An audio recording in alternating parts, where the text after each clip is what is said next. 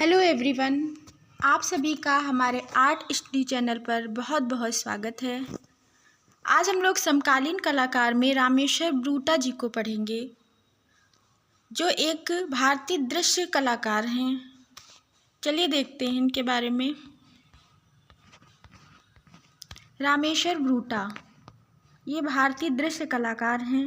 रामेश्वर ब्रूटा का जन्म 1941 ईस्वी में तिमारपुर, दिल्ली में हुआ था। इनका जन्म कहाँ हुआ था? दिल्ली के तिमारपुर में हुआ था 1941 ईस्वी में। इनकी पत्नी वसुंधरा तिवारी ब्रूटा हैं, जो ये भी एक चित्रकार हैं। जो इनकी पत्नी वसुंधरा तिवारी ब्रूटा एक चित्रकार हैं। ठीक है, नेक्स्ट।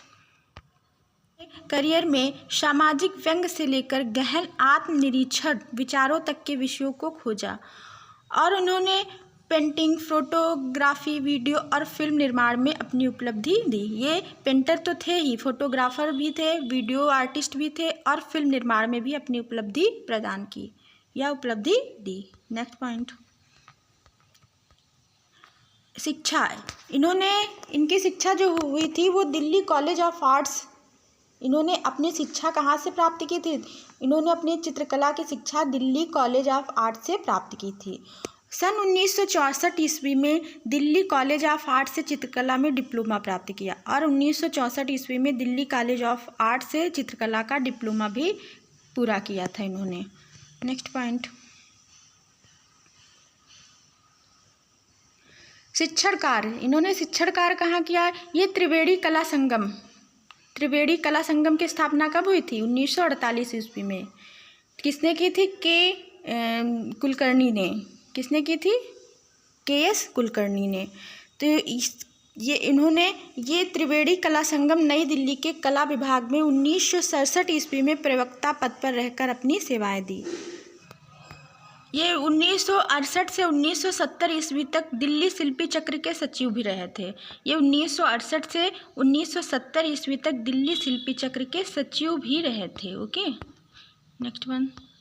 इनको पुरस्कार कब प्राप्त हुआ? सन 1997 ईस्वी में आईफैक्स नई दिल्ली में कला विभूषण सम्मान से इन्हें सम्मानित किया गया। 1997 में आईफैक्स नई दिल्ली में कला भूषण सम्मान से इनको सम्मानित किया गया और 2013 में लाइफ टाइम अचीवमेंट अवार्ड से सम्मानित किया और सन 1980, 81 और 84 में राष्ट्रीय ललित कला अकादमी में नेशनल अवार्ड से इनको सम्मानित किया गया। ओके, इसको याद रखेंगे। 1997 में आईफैक्स नई दिल्ली में कला विभूषण से सम्मानित किया गया और 2013 में लाइफ टाइम अचीवमेंट अवार्ड से सम्मानित किया गया।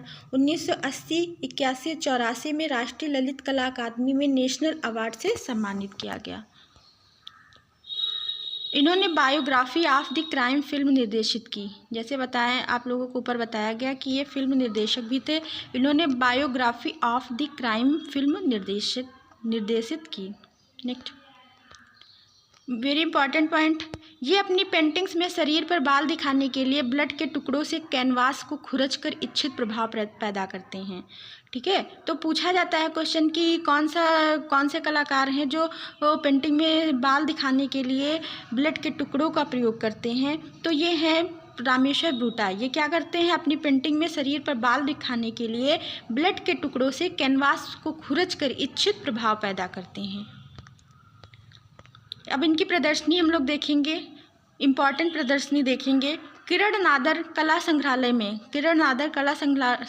में रामेश्वर ब्रूटा की प्रदर्शनी visions of interiority interrogative the male body का आयोजन किया गया था। कहाँ पे? किरण नादर संग्रहालय में। ओके, ये इनकी प्रदर्शनी, इनके चित्रों की प्रदर्शनी। और इस प्रदर्शनी को क्यूरेट किसने किया था? रुबीना कोरडे, यहाँ पे करोडे होगा, करोडे। रुबीना करोडे ने इस प्रदर्शनी को क्यूरेट किया था और ये वर्तमान में दिल्ली में रहकर कार्य कर रहे हैं। ये वर्तमान में दिल्ली में रहकर कार्यरत हैं या कार्य कर रहे हैं। इनकी चित्र श्रृंखला देखते हैं, वेरी इंपॉर्टेंट है गौरिल्ला श्रृंखला। ठीक है, ये इंपॉर्टेंट, इसको याद रखेंगे। गौरिल्ला श्रृंखला इन्होंने कैनवास पर तैल रंग से 1970 में बनाया है। ये श्रृंखला कब बनाई थी? 1970 में कैनवास पर तैल रंग से।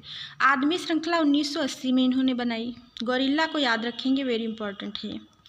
प्रमुख इनके चित्र देख लेते हैं। मेटामॉर्फोसिस, ये मेटामॉर्फोसिस पेंटिंग बनाई थी 1995 में, जो कि राष्ट्रीय आधुनिक कला संग्रहालय नई दिल्ली में सुरक्षित है। और अगली पेंटिंग है इनकी शाबाश बेटा, जिसको इन्होंने 1979 में बनाई। कब बनाई? 1979 में। ओके। अज्ञात सिपाही इनकी पेंटिंग है जिसको इन्होंने 1987 ईस्वी में बनाई। Anatomy of the old story इनकी पेंटिंग है जो 1970 ईस्वी में इन्होंने बनाई। युद्धबंदी इनकी पेंटिंग है जो 1987 ईस्वी में इन्होंने बनाई है। और एक पेंटिंग और है विजेता मरणोपरांत, 1981 में इन्होंने बनाई है। तो आज हम लोगों ने रामेश्वर बूटा के मेन पॉइंट को पढ़े हैं और मेन चित्रों को देखे हैं। तो अगर आपको वीडियो अच्छी लगे तो लाइक कर दीजिएगा, कमेंट करिएगा और चैनल को सब्सक्राइब कर लीजिएगा। Thank for watching. Bye bye.